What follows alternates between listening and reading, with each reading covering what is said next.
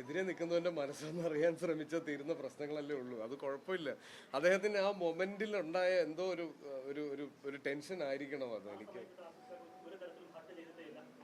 Heart ചെയ്തില്ലെന്ന് പറഞ്ഞാൽ ഞാൻ അദ്ദേഹത്തിന്റെ ആ മൊമെന്റോ കൊടുക്കാൻ എന്നെ വിളിച്ചു, ഞാൻ ആ മൊമെന്റോ കൊടുത്തു. പക്ഷെ അദ്ദേഹം ജയരാജ് സാറാണ് ആ സിനിമയുടെ സംവിധായകൻ. ജയരാജ് സാർ സ്റ്റേജിൽ കയറിയ സമയത്ത് കൂടെ കയറാൻ പറ്റാത്തതിന്റെ ഒരു വിഷമം ഉണ്ടായിരുന്നു.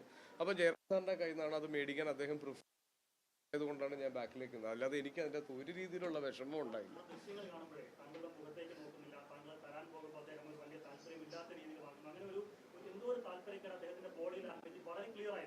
സ്വാഭാവികമായും അത്തരം വിമർശനങ്ങൾ ഉയർന്നു വരുമ്പോൾ തെറ്റ് പറയുമ്പോൾ കുറ്റം പറയാനും അറിയാം.